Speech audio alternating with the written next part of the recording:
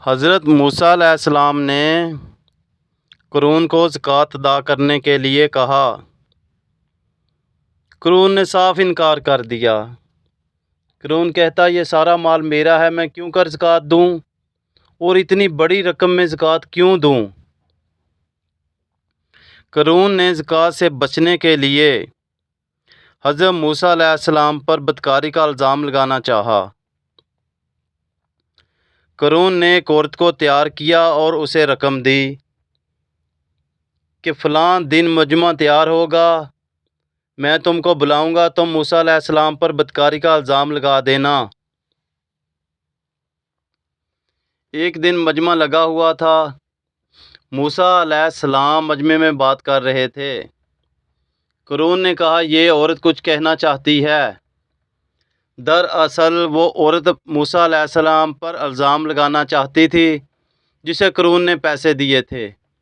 وہ عورت کھڑی ہو گئی۔ اس عورت نے کھڑے ہو کر جب مہر نبوت دیکھا تو وہ حیران رہ گئی۔ اس نے کبھی پہلے موسیٰ علیہ السلام کو نہیں دیکھا تھا۔ اس عورت کے پاؤں تلے سے زمین نکل گئی اور وہ عورت فوراً مکر گئی۔ وہ عورت کہتی موسیٰ علیہ السلام میں آپ کو نہیں جانتی تھی، نہ میں نے پہلے آپ کو دیکھا تھا۔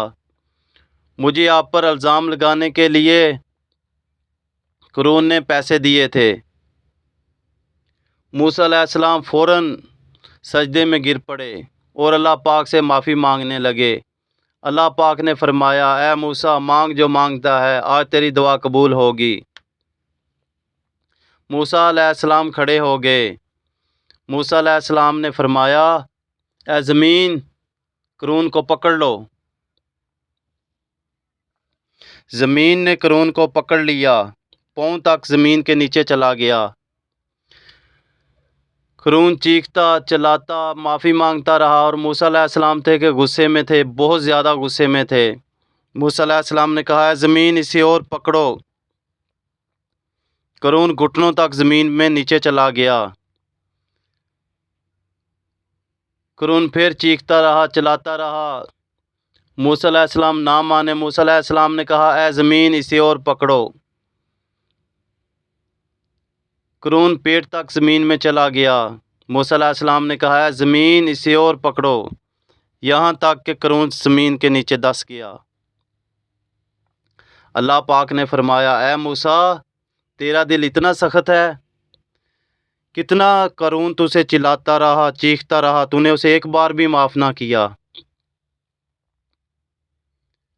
اے موسیٰ اگر قارون مجھ سے ایک بار بھی معافی مانگتا تو میں اسے معاف کر دیتا۔ اللہ پاک تو غفور الرحیم ہے۔ اگر قارون اللہ پاک سے معافی مانگتے تو اللہ پاک نے معاف کر دینا تھا، لیکن وہ تو موسیٰ علیہ السلام تھے۔ موسیٰ علیہ السلام جلال و جلال والے تھے، غصے والے تھے۔